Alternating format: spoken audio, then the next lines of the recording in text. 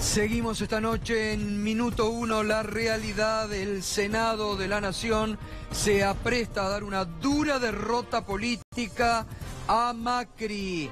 Va a aprobar esta noche el proyecto aprobado por la Cámara de Diputados en contra del tarifazo impagable.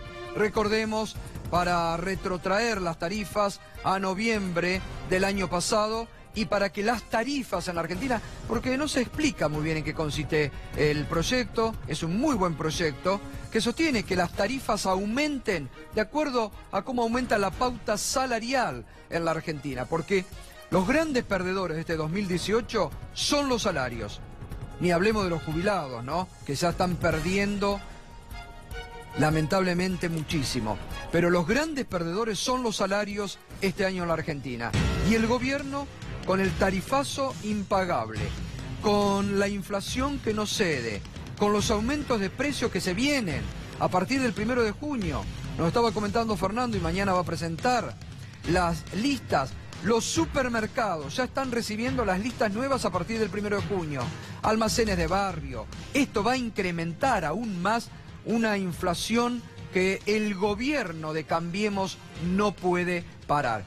Y en este marco, bueno, está quedando muy en claro en la Cámara de Senadores quiénes son los que están del lado del Fondo Monetario Internacional y de las exigencias del fondo, hoy representado por el gobierno de Macri, y los que están y se comienzan a dar cuenta de las necesidades diarias y cotidianas de una amplia sociedad que está sufriendo este tarifazo impagable y que sufre día a día la degradación del salario en el bolsillo y de los presupuestos familiares.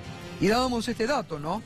La encuesta de Hugo Aime, que también percibe parte del humor social y político de la Argentina de hoy. 88% de la sociedad en contra del veto que Macri va a dar a esta ley contra el tarifazo. 88,1% de la sociedad argentina está en contra del veto de Mauricio Macri a la ley para parar este tarifazo. Se está en este momento debatiendo en la Cámara de Senadores, ahí tenemos las imágenes, se está previendo que a las 2 de la madrugada aproximadamente van a votar.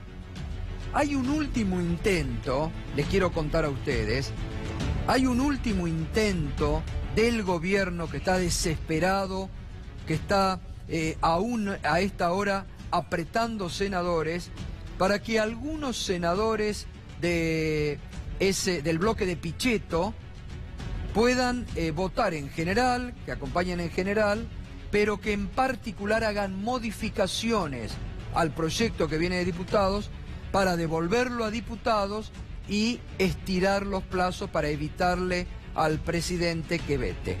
Ahora, después de lo que se conoció hace instantes, de los chats entre Frigerio y Pinedo, ¿cómo lo mandan al frente a Pichetto? Bueno, no creo que haya espacio para ninguna negociación. Ahí está. Rogelio Frigerio, ministro del Interior, le escribe a Federico Pinedo, que está sentado en su banca, y yo lo mandaría al frente a Pichetto como autor de nuestra propuesta. Le dice a las 15:33 Rogelio Frigerio. Pichetto le responde rápidamente, así lo haré.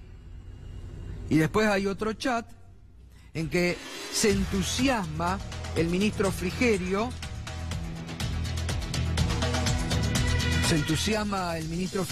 diciendo: Lucila amenazó con la abstención. Creo que la convencí, es una senadora nacional, Lucila Kressler. Creo que la convencí, pero Pichetto le mata la ilusión a Frigerio y le dice, está macaneando. Bueno, esto demuestra, primero, que no se portan bien ni con sus propios aliados, ¿no? Porque Pichetto fue un aliado del gobierno, hasta ayer acompañando, lo mandan al frente a Pichetto. Le dice Frigerio, mándalo al frente a Pichetto, aprovecha, total está ya como viene Pichetto, y así lo haré, le dice Pinedo. Es decir, no son ni leales con los propios senadores que se han jugado y que han perdido prestigio político y social jugando del lado del gobierno, ¿no? Y después le dice, bueno, producto de esas presiones que hubo, que hay alguna senadora que se va a abstener, y Pichetto le dice, está macaneando. Ahí está demostrando, como fue, ¿se acuerdan en la Cámara de Diputados, con lo de Sanguchito Bocio?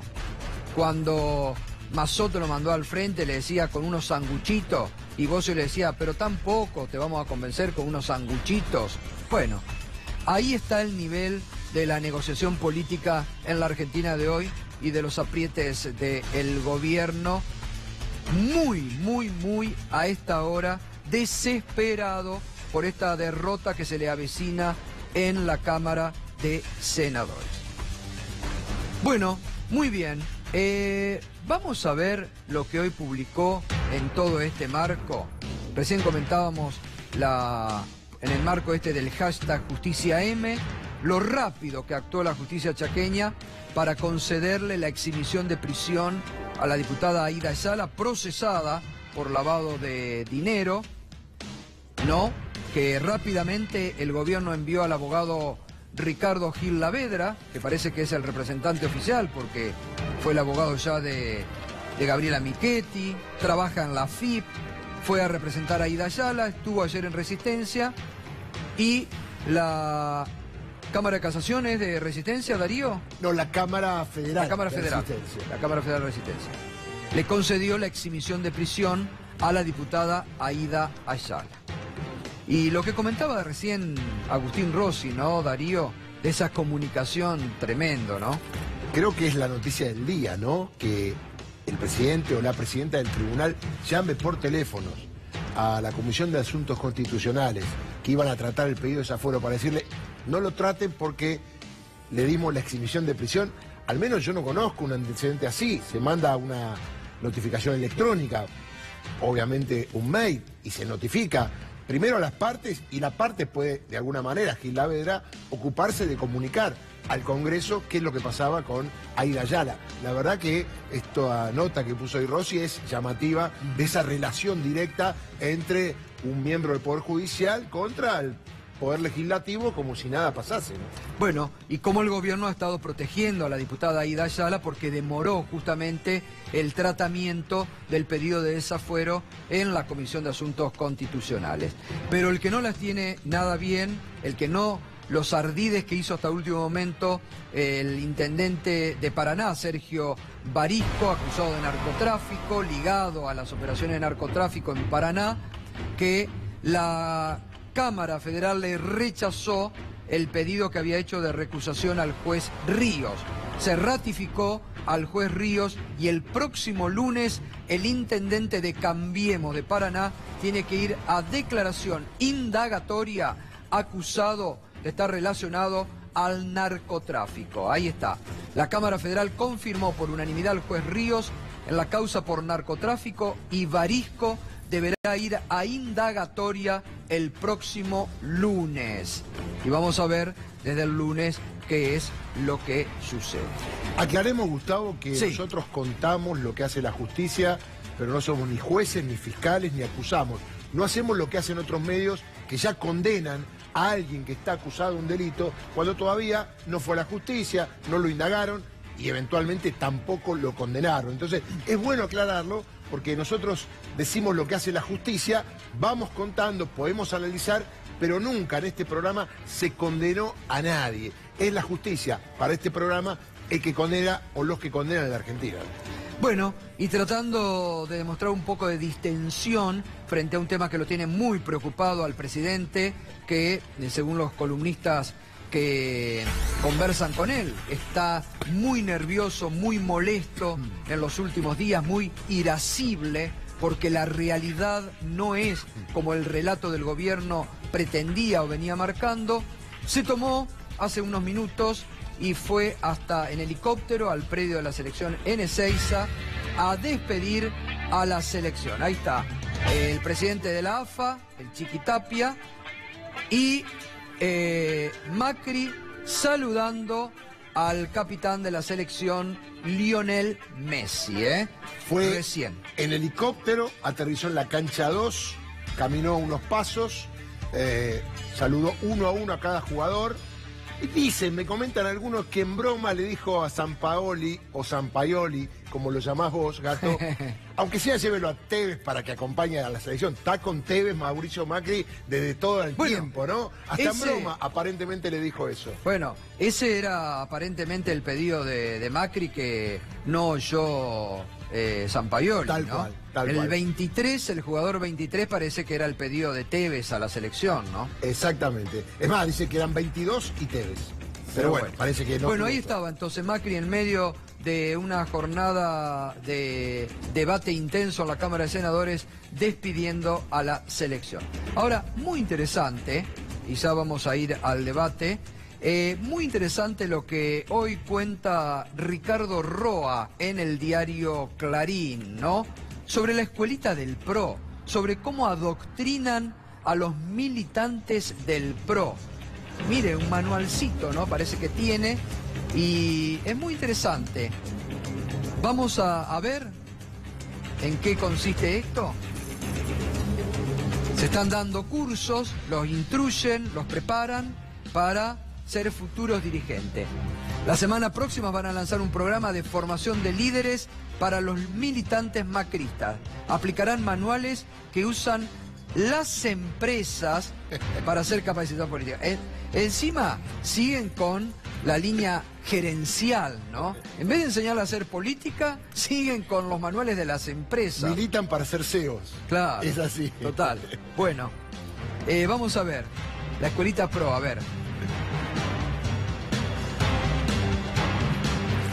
Habrá talleres en el arte del discurso y simulación de entrevistas periodísticas. El objetivo, ser más mediáticos. Es tremendo, ¿no? Nos van a instruir en el arte del discurso y la simulación de entrevistas periodísticas con el objetivo, ser más mediáticos. A ver, está acá el amigo Fernández, que los abogados, cuando llegó la etapa del juicio oral y público, teníamos que hacer cursos de oratoria, porque teníamos que hablar, nos daba vergüenza ante los tribunales, uno que está en los medios no, pero hablar ante el tribunal, digo, ahora los funcionarios tienen que mentir un poquito, ¿no? Porque eso de exponer y no decir la verdad y ser transparente, porque de alguna manera tienen que decir cosas, ahí habla la palabra simulación, ¿no? Sí. Creo que tiene que ver. A ver, vamos a avanzar porque está muy interesante, la escuelita del PRO. Vamos. Ejercicios para mejorar convencimiento y negociación. Los militantes deberán dividirse oficinas espaciosas, con ventanas y oficinas chicas y sin luz natural. Bueno, tienen que negociar entre un grupo y el otro, ¿no? El ejercicio del balde. Esto, fíjense, un ejercicio que van a tener que hacer, ¿eh? ¿Cómo? Leopoldo Moró mira y que no puede creer lo que estamos comentando. Usted es un militante, debería saber esto, Leopoldo.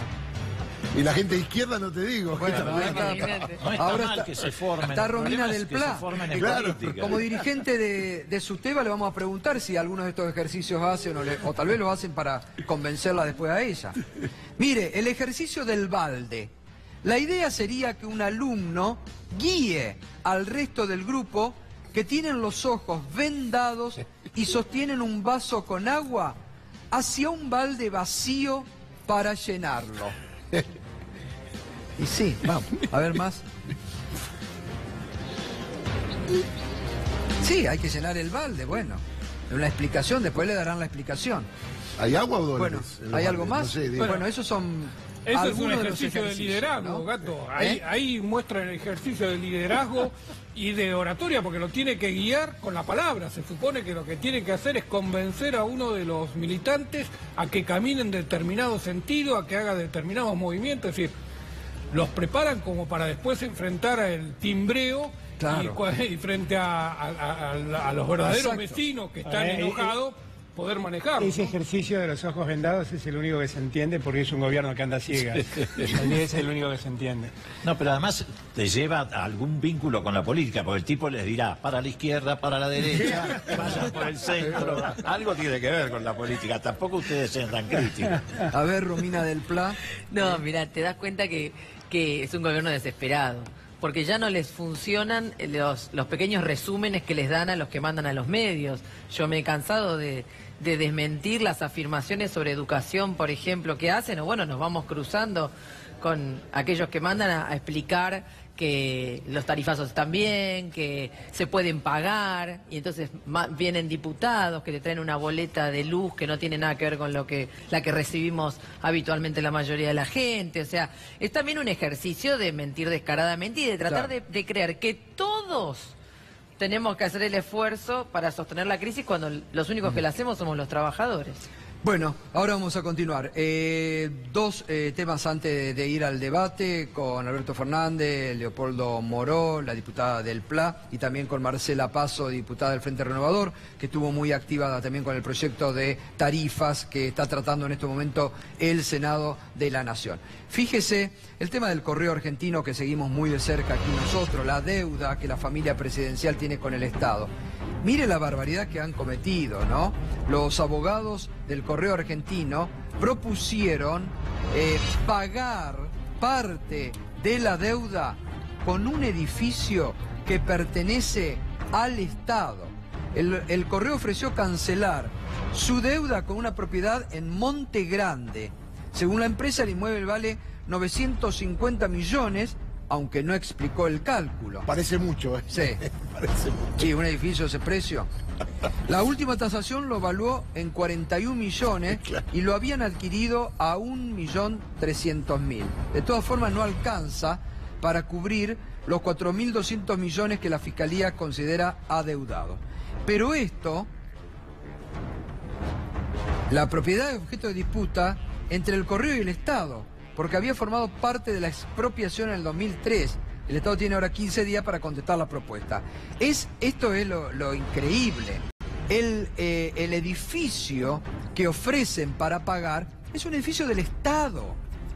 Es un edificio que fue expropiado. Claro, y Alberto Fernández, vos estabas en ese momento, ¿no? Fue Néstor Kirchner que lo expropió y ahora quieren decir que es de ellos y decir lo devolvemos y de alguna manera cancelamos. Es una cosa de loco lo que plantea esta gente, ¿no? No se puede entender, no sé, Alberto, si... No, es así, no es así. Ahora, todo tiene que ver con todo, diría Pancho Ibáñez, pero a la fiscal la quisieron remover otra vez, a la fiscal que está interviniendo en este tema. Esto porque exactamente. Al fiscal que hizo la denuncia días atrás con el tema del ANSES, lo removieron. Digo, yo marco estas cosas porque así funciona la justicia de Macri, ¿eh? Digo, tanto tiempo reclamamos una justicia independiente, tanto se llenaron la boca buscando una justicia independiente, así funciona. Así están funcionando. Y a esta fiscal han hecho lo imposible por correrla. Bueno, fueron a la Corte. Exactamente. En una queja para recusar. Exactamente. Recordemos que Cristina Fernández planteó recusaciones, llegó a la Corte y la Corte dijo... Bueno, yo espero que hagan lo mismo en la Corte. Espero que hagan lo mismo. Y sería razonable porque la Corte nunca intervino en recusaciones.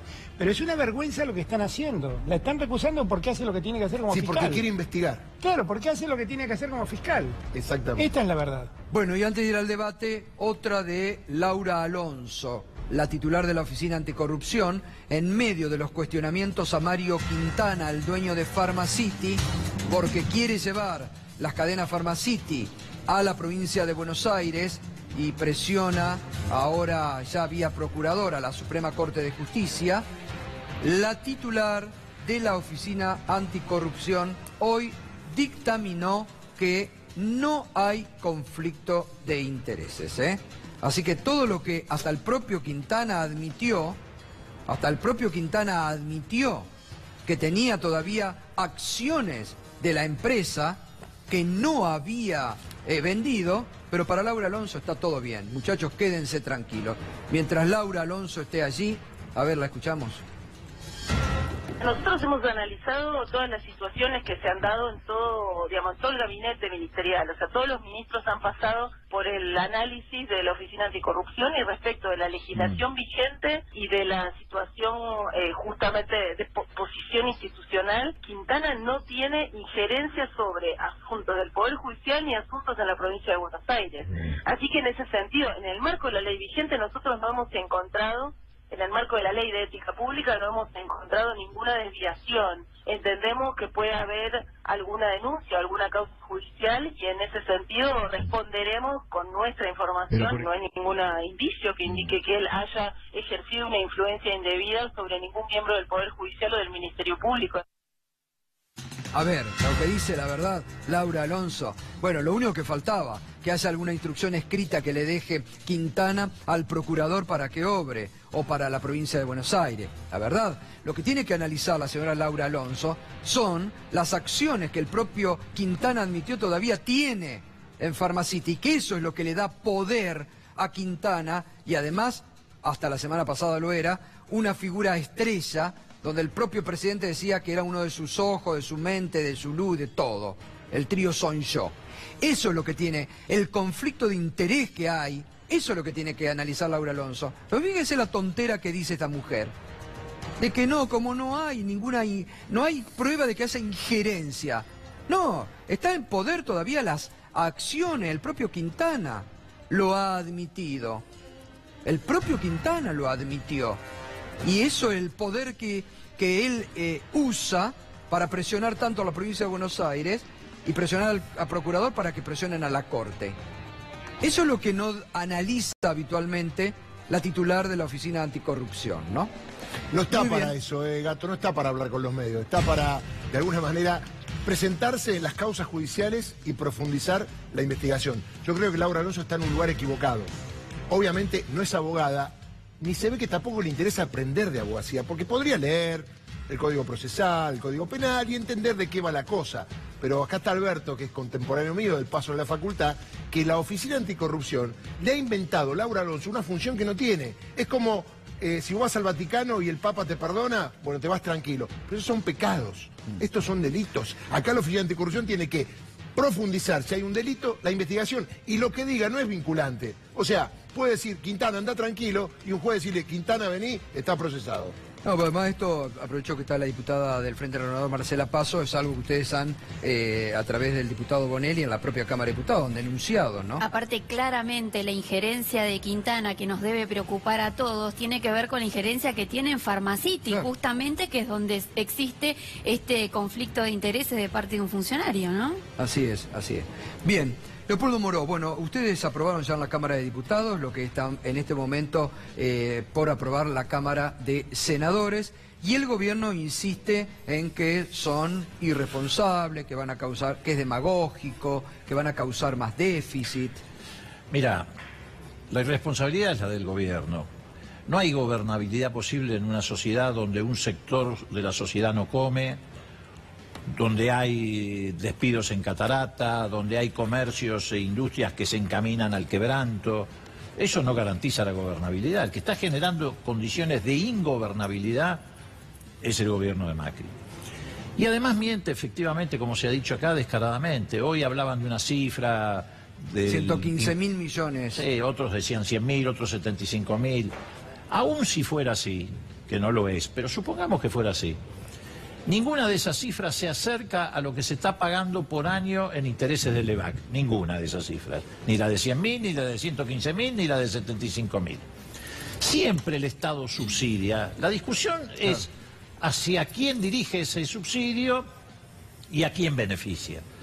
Está claro que la economía argentina, que está entrando en una parálisis fenomenal, combinando los dos peores elementos, inflación y recesión, necesita efectivamente de una inyección que vuelva a movilizar el consumo y la producción.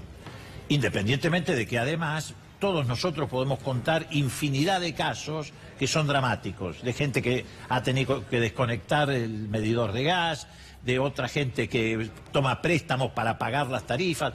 Hoy salió un dato de la Defensoría del Pueblo de la provincia de Buenos Aires, que es un organismo oficial. 1 de cada 3 comercios en la provincia de Buenos Aires pagan más ese servicio que en alquiler. Los que están alquilando, por ejemplo, un comercio alquila en 50.000 pesos, paga 60 o 70.000 de servicio. Es absolutamente insostenible la situación, absolutamente insostenible. Entonces, yo creo que lo que está haciendo la oposición es una contribución, si se mirara desde un lado de razonabilidad. ¿Por qué? Sí, estamos subsidiando. ¿A quién estamos subsidiando? Al consumo y a la producción. Entonces te dicen, bueno, pero ¿de dónde sacamos los recursos? Muchachos, los recursos se tienen que sacar de todos estos elementos que hemos señalado. No se puede seguir pagando 40% de interés a los especuladores. Hay que mirar qué pasa con el sector agroexportador. Se hicieron los guapos, pero apenas el sector agroexportador gruñó un poquitito, salieron para atrás, lo dejaron intacto. Las mineras, es decir, hay muchas posibilidades de avanzar en el financiamiento, pero lo importante es esto. Y otra cosa que hay que entender, ellos cuidan a los intereses de los grupos financieros internacionales y a las empresas de ellos mismos que están ganando fortuna. Creo que acá ya se habló de lo que estaba ganando Edenor, Edesur, más de 11.000 millones, ¿no, Fernando? Caputo, Midling, etcétera, etcétera. 11.300 millones. Bueno, muy bien. Nosotros tenemos que cuidar a la gente. Claro. Nosotros tenemos que cuidar la salud de la gente, la educación de la gente, la calidad de vida de la gente. Para eso estamos llamados, para contener y cuidar a la gente hasta que se vaya esta pesadilla en el 2019. Bien, nosotros hoy quisimos representar justamente con Leopoldo, que es uno de los bloques mayoritarios del Frente para la Victoria Unidad Ciudadana, con Romina del Pla, que es de la izquierda, y con la diputada Marcela Paso del Frente Renovador, los autores y cómo coordinaron el proyecto, ¿no? Porque sí, nosotros decía teníamos el presidente críticas, que siguen teníamos las locuras... nuestro propio proyecto, claro. Pero bueno, sin embargo lo votamos porque era el proyecto posible. Ahora, nosotros entendemos que hay que ir más a fondo, ¿no? Porque incluso este proyecto, digamos, hoy seguramente se va a convertir en ley o en la madrugada y Macri va a este veto prácticamente cantado, que demuestra también un gobierno muy desorientado, desesperado, porque la irresponsabilidad de la cual ellos acusan a los sectores que le han venido votando todas las leyes, como ellos mismos dicen, porque la verdad que son bastante ingratos, porque acusan de irresponsables a sectores de la oposición, no es nuestro caso, sino a sectores de la oposición que le han sostenido enorme cantidad de leyes, que nosotros fuimos muy críticos de eso, pero efectivamente vos date cuenta que el problema es mucho mayor, porque este es una fase del tarifazo, porque este es el inicio, porque ahora hemos tenido una devaluación enorme, se fue el dólar a más de 25 pesos, no sabemos cuál es el techo, pero resulta que el gas en boca de pozo, o sea, la base de todo el sistema energético, está dolarizado.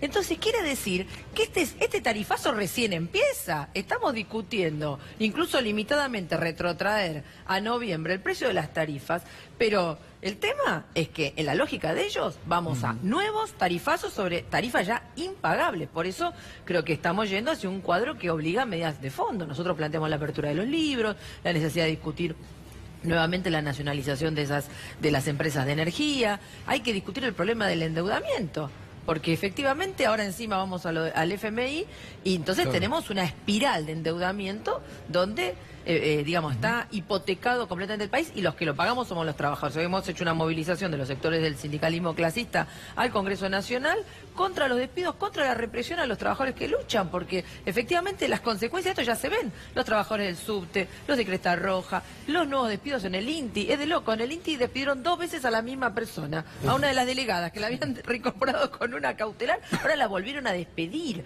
Quiere decir que efectivamente pretenden que paguemos los trabajadores y esto creo que es lo que no tenemos que permitir. Marcela, ustedes justamente contaba la vez anterior que empezaron a ver y a percibir ya no solamente la realidad de lo que contaba Leopoldo, de los comerciantes, la familia, sino también los propios municipios, ¿no? Las cargas que tienen que afrontar en el día a día por este tarifazo impagable, ¿no? Porque en definitiva este proyecto lo que está compilando es esta necesidad de parte de todo el pueblo argentino que en los hogares y en los comercios, particularmente en las pymes, ya no pueden soportar el nivel de tarifas que están teniendo en sus facturas todos los meses. Y fíjate cómo la mentira y la hipocresía forma parte de una estrategia permanente de este gobierno y que seguramente va a formar parte de esta escuelita en la cual van a formar a sus militantes. ¿Por qué digo mentira? Porque cuando hablan del tema del costo fiscal y se horrorizan tanto por el costo que puede llevar el hecho de llevar a las tarifas a un nivel razonable, claramente esto es una cuestión de prioridades, como dice Moró, porque cuando el presidente por decreto decidió quitarle los impuestos a los contratos de participación público-privada, se olvidó del costo fiscal y son más de 25.000 millones de pesos. Cuando por decreto también, con esa misma pluma, quitó los aportes patronales a las escuelas privadas, se olvidó del costo fiscal. Y también hay una gran millonada de pesos, lo mismo ni que hablar del tema de las LEVAX, que pagaría unas cuantas de estas leyes. Y además son hipócritas, porque fíjate cómo ahora salen con el tema de la reducción del IVA, como si fuera un proyecto de ellos. Si quieren buscar un responsable, acá hay una. Porque el proyecto que presentó el Frente Renovador junto con Argentina Federal y que después pudimos, junto con toda la oposición, llegar a un acuerdo, primeramente tenía dentro de sus primeros artículos la posibilidad de reducir la alícuota del IVA a la mitad. Fue tal el escándalo que hicieron, diciendo que las provincias, que los municipios, que los íbamos a desfinanciar, que el costo fiscal era insostenible, que eso era irrazonable, que luego se llegó al consenso y a la posibilidad de quitarlo. Ahora lo traen como una solución. ¡Mentira! Es una medida dilatoria como las tantas a las cuales lamentablemente nos están acostumbrando. Por suerte creo que la gente se está dando cuenta ya. Bueno, a eso iba, Alberto. Digo, este análisis es un gobierno que está ahora desesperado mirando al fondo, que cumple, porque digo, ya ni las señales mínimas de la sociedad o de los que hasta ayer eran aliados políticos, ya ni eso está mirando, ¿no? A mí lo que me apena es que el escenario es de una complejidad enorme en términos económicos, y que el gobierno está condenado al fracaso. Pero está condenado al fracaso porque repite la lógica de hacer lo que venía haciendo. El gobierno dice que para resolver los problemas que existen va a hacer aquello que generaron los problemas. Entonces, la verdad es que a mí lo que más me afecta es que no le veo salida. No le veo salida. Porque aplicando la lógica de Einstein, siempre digo lo mismo, haciendo las mismas cosas, no espere tener otros resultados, vamos a repetir este problema una y otra vez. Y el gobierno es un gobierno que se quedó sin libreto. Ayer, o antes de ayer, Macri saliendo y cargando culpa sobre Cristina, era un presidente que había vuelto a la posición fetal, tratando de buscar el lugar donde alguna vez se sintió cómoda, que era confrontando con Cristina. Pero lo hizo a destiempo en un tema que no tiene nada que ver. Nadie piensa seriamente que Cristina es la causa de este problema. Nadie cree que hay detrás de todo lo que ha pasado, donde hubo la mancomunión de sectores que van de la izquierda al Frente Renovador, pasando, exacto, de todo. Y el peronismo más anticlás, si quieren, que también participó. Digo, nadie piensa eso. Pero él vuelve a aventar el fantasma de Cristina, como si Cristina hoy siguiera siendo un fantasma.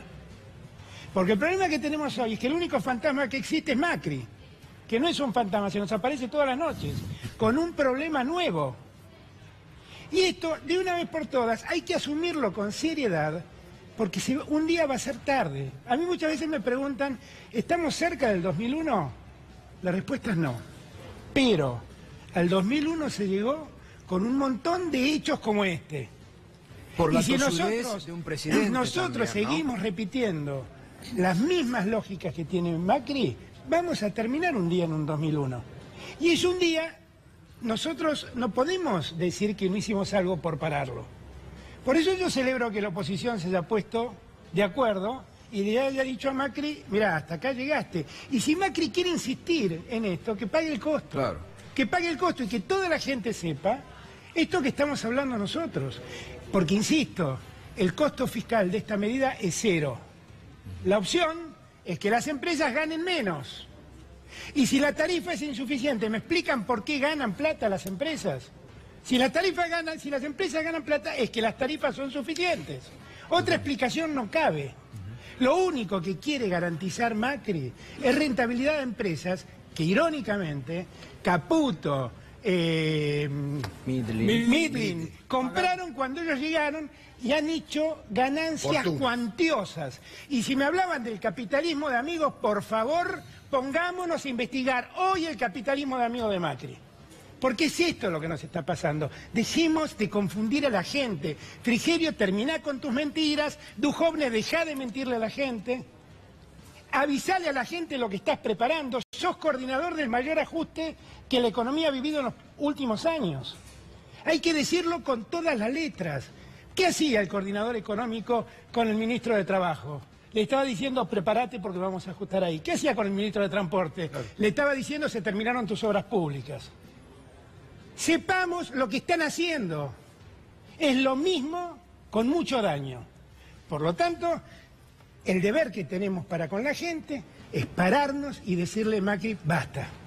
Basta, no podés seguir haciendo esto, porque el daño social que está causando es cuantioso. Sí, sí, totalmente. Bueno, ustedes lo están viendo, los docentes, totalmente. En esa paritaria, hoy le armaron otra opereta a Roberto Baradel, que acá en vivo desnudamos y le hicimos caer, le decían que estaba viajando al exterior cuando estaba acá y en el Senado.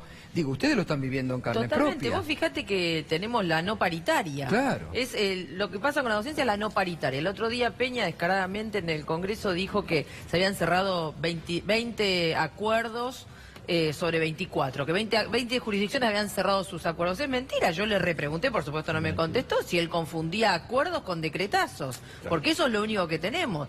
Y en este punto quiero reivindicar la enorme lucha de los docentes de Neuquén. Los docentes de Neuquén tuvieron que hacer 50 días de paro para lograr lo que tenemos que imponer para todos los trabajadores, que es una recomposición por inflación trimestral. Van a ganar, le van a aumentar el sueldo de acuerdo al índice de inflación por ¿Lograron trimestre. eso ya? Sí, No lo acaban de, digamos, de conquistar, aún con críticas, con límites, pero efectivamente te das cuenta que ese tiene que ser el horizonte de todo el movimiento obrero, porque acá lo único que existe es un tope en los salarios. El único precio que no ha cambiado en este país es el de los salarios, 15% de tope paritario. Vidal hace un mes que no convoca a ninguna reunión paritaria en la provincia de Buenos Aires. Hay un detalle sobre Vidal. Hoy dijo una declaración que me impactó. Sobre las universidades de la provincia de Buenos Aires, es un escándalo. Vidal. Lo de Vidal. Claro. Vidal dijo... Es verdad, porque me estaban llegando, pero como no podía creer. Bueno, lo dijo en una reunión de un Rotary Club. De un Rotary. ¿Para qué tantas universidades en la provincia donde hay pobreza y sabemos que los pobres nunca llegan a la universidad? Sí, un escándalo. Tremendo. Y justamente esas universidades nacieron para acercar la universidad a los pobres.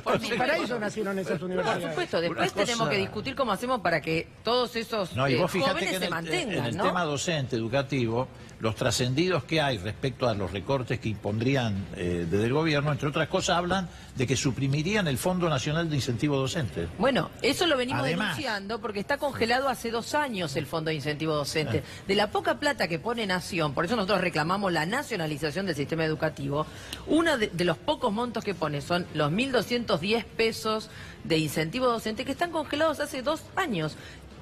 Actualizado ese monto tendría que ser 5.000 pesos por cargo. Bueno, ahora estarían pensando lisa y llanamente en suprimirlo.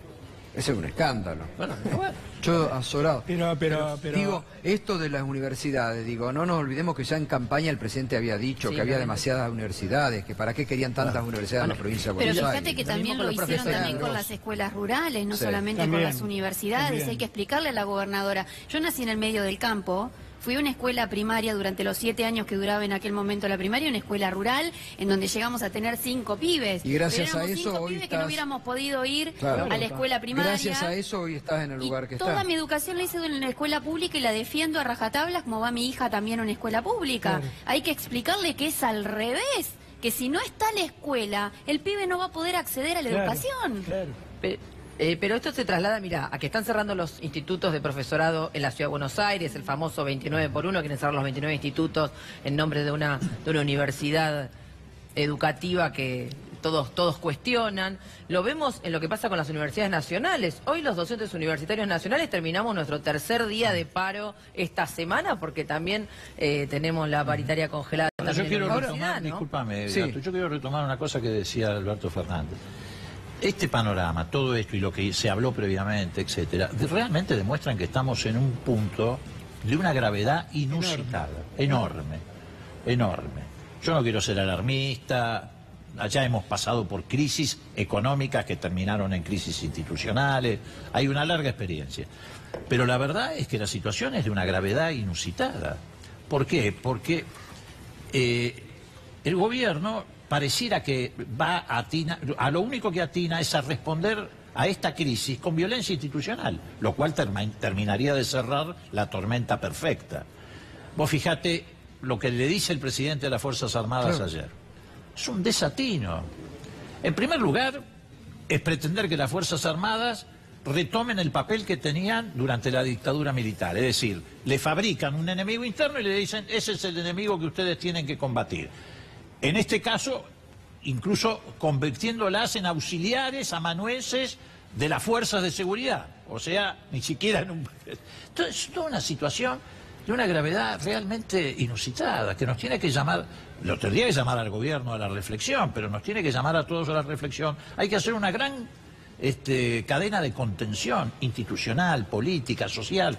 Es realmente insólito. Ahora, esto es grave, Leopoldo, lo que está marcando, lo hablábamos antes con Agustín Rossi, también estaba Alberto, porque además el presidente ayer lanza en un discurso frente a las Fuerzas Armadas del Día del Ejército, y sin realmente precisiones de lo que quiere hacer. Dice, hay que darle un nuevo rol a la Fuerza Armada. Tienen que auxiliar a la Fuerza de Seguridad. ¿En qué? ¿Al ejército auxiliar en qué? Mira, no para cuidar a los argentinos. En la democracia hubo algunos acuerdos básicos. Claro, eso además. Hay pactos democráticos. Eso. En el caso de Argentina, nos podremos haber equivocado todos en 20 cosas, pero hubo 2 o 3 en las que no nos equivocamos. Existe la Ley de Defensa Nacional, la de Seguridad Nacional y la de Inteligencia. Claro.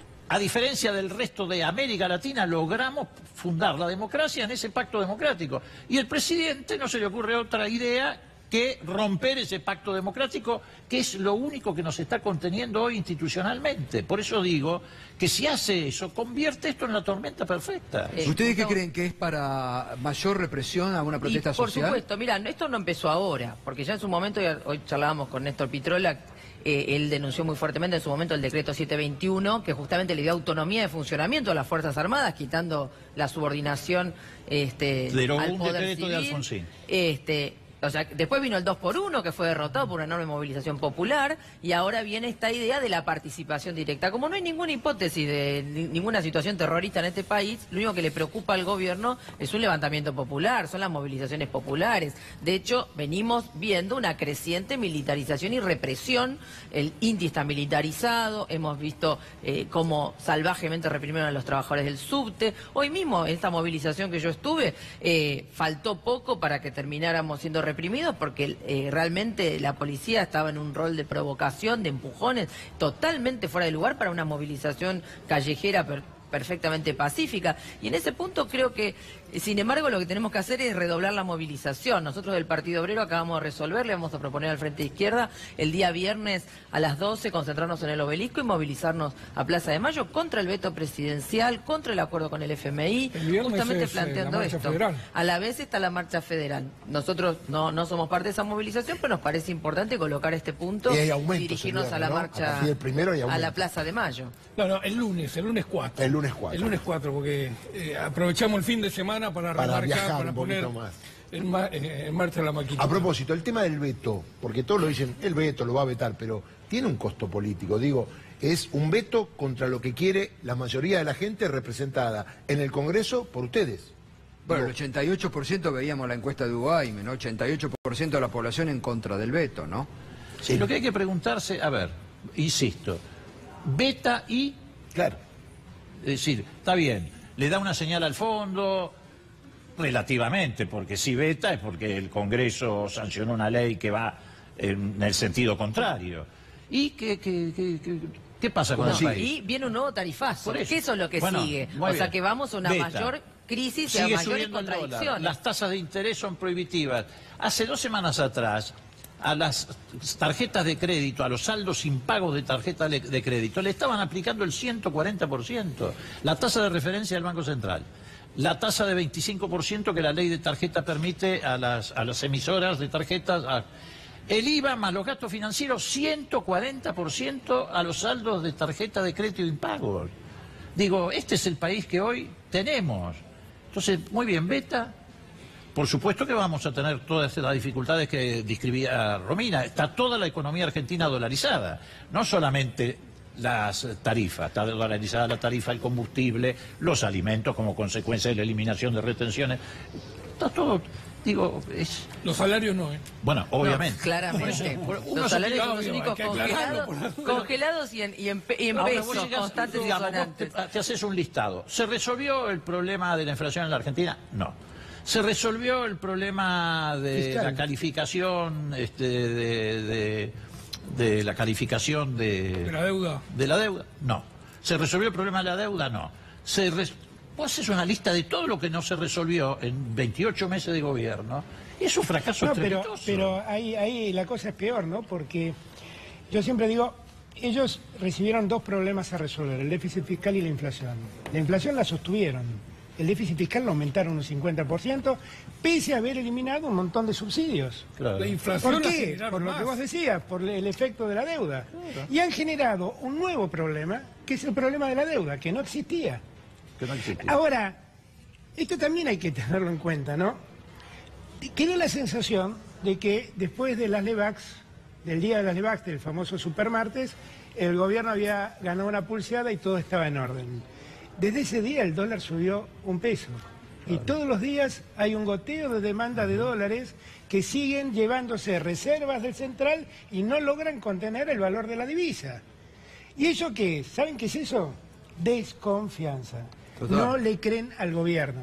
Este es el problema. No le creen. Y no le creen básicamente porque el gobierno insiste, como mecanismo de solución, en repetir lo que viene haciendo. Como ya nadie le presta dinero, porque uno mira la balanza comercial y dice, no, pero si en este país hay 10.000 millones de dólares de déficit comercial, ¿de dónde van a sacar los dólares para pagarme? Entonces ya dejaron de prestarle dinero, recurre al fondo. Y el fondo, siempre digo lo mismo, te cobra pocos intereses, pero eso no quiere decir que no se garantice el cobro de lo que presta. No, pero lo importante Entonces, es que te pone esos bancos donde de empeño donde te dicen, bueno, ok, yo te presto, déjame la cadenita del abuelo, el reloj del abuelo y tu alianza. Total. Así Ahora, funciona. daría la impresión, ¿no?, que ya el gobierno está atado a suerte y verdad al fondo. Sí, porque pero si yo no te quiero escucha lo decir que otra está cosa, diciendo la Gato. sociedad... Todas estas cosas que tienen que ver con negociados inocultables. Claro. Es cierto que el gobierno pudo decir ese día martes, bueno, se paró pero los negocios que se hicieron ese día, Sí, increíble. en 5 días, el JP Morgan ganó casi 7.000 millones de pesos en 5 días. Y Carrió dijo que iba a buscar En 5 a los días. encargados de la devaluación. Otra cosa que te advierto, hay que investigar, nosotros vamos a hacer una denuncia judicial, hay que investigar el rol de estos fondos que Claro, aparecieron claro. de repente, ¿Cómo eran los en horas, apenas unas horas, BlackRock aparecieron era dos el más fondos, importante. el BlackRock y el otro. El Templer. Templo. Bueno, ¿dónde están los pliegos de licitación de esos bonos? ¿Qué se le garantizó? En cuestión de horas una deuda. Y lo peor son... Uno de esos son- conseguidos por el ministro Caputo. Claro. Los dos conseguidos por el ministro Pero esos Caputo. son fondos Son todos buitres amigos. de su mejor especie, Claro, ¿eh? pero absolutamente. Absolutamente especulativos, con lo cual uno debe pensar que no se han vuelto patriotas argentinos, No. que en verdad en algún lugar tuvieron la ganancia, porque la ganancia no la tienen comprando bonos en pesos. No. Entonces, evidentemente lo que hay que investigar es dónde hicieron la Por eso hay que diferencia para que investigar hayan la puesto licitación, esto. Estoy de acuerdo, los pliegos de totalmente. licitación, y es muy Totalmente. probable ¿Dónde que van a haya un denunciar? ¿A la compromiso, Justicia Federal? sí, pero por supuesto, y es muy probable que haya un compromiso de recompra de esos bonos o de canje de esos bonos. Han hecho un negociado, Sí, pero sí, en está cuestión de 2 o 3 horas. Sí, Romina no, que Torres. vos decías lo del FMI, y yo creo que sí, claramente, el gobierno está, digamos, desenvolviendo el programa del FMI, ya lo hizo con la reforma previsional, lo hizo con otro conjunto de medidas, ahora está en esa línea, el veto va a ser una señal, pero inclusive el FMI está planteando que esta devaluación quizás no es suficiente, porque ya dijeron que no van a financiar la fuga de capitales y los Exactamente. negociados del carry trade, entonces, efectivamente esto recién empieza en estos términos, y ahí entonces es donde nos tenemos que plantear, desde el punto de vista de los trabajadores, cómo intervenimos, Totalmente. y ahí es donde nosotros planteamos, hay que intervenir en forma independiente, Igual con nuestro propio programa. Yo no comparto esta idea de que no había problema de deuda previa. Venimos heredando un problema de deuda de todos los gobiernos anteriores también, en ese punto, con distintos formatos, pero creo que está ahí, que siempre la línea es que la paguemos los trabajadores. Por eso estamos impulsando desde Pero eso clasismo, me parece desde una, sin querer entrar en un debate, me parece una afirmación ligera. La verdad es que Cristina dejó una deuda que representaba el 38% del PBI, hoy la deuda representa el 61%. Dejó una poquito deuda más, en dice, dólares, una deuda en dólares que representaba el 13% del PBI y hoy representa el 45%. Y esto es así, con lo cual... Digo, porque con el argumento de que finalmente la deuda es una historia de siempre, le aliviamos la culpa a estos tipos que la única solución que encontraron yo no es le alivio endeudarse. nada, pero digo que no. La verdad es que la responsabilidad de ellos no es que no había ningún problema de deuda. No había ningún problema de deuda. Había enormes problemas de deuda, empezando porque legitimaron toda la deuda con el megacanje. Si querés discutimos, pero efectivamente legitimaron toda la deuda con el megacanje. Una deuda que era absolutamente fraudulenta, pero bueno. No podemos decir que no había un problema de deuda, porque el endeudamiento interno y demás existía. Eso es así. Eso es un disparate. El megacanje le sacamos una quita del 75%. Eso es un disparate. No, eso no es así. Bueno, les agradezco, la verdad que muy interesante. El Senado sigue debatiendo. Aproximadamente a las 2 de la mañana van a estar votando en general y se aprueba, todo parece indicar, el proyecto tal cual ha salido de la Cámara. Permitime que yo pasé por el Senado alguna duda. ¿Algún qué? Alguna duda. Porque pueden modificar algunos senadores. El Senado, para decirlo en términos muy suaves, es muy florentino, estilo los Medici. Puede ocurrir que te volteen en la votación en particular algún artículo. Claro, para que vuelva a la Cámara de Diputados. ¿Y qué pasa ahí? Que no. Tienen que ustedes ratificar. Tienen que ratificar ustedes. Sí, pero para ratificar necesitas una mayoría especial para insistir en el... Bueno, ojalá no ocurra, pero... Habrá que estar de acuerdo a qué senador se presta a esa maniobra. Ese es el tema. Mañana habrá que ver si se presta, qué senador con nombre y apellido se prestó a ese apriete del gobierno. Gracias a todos. Pausa y ya volvemos.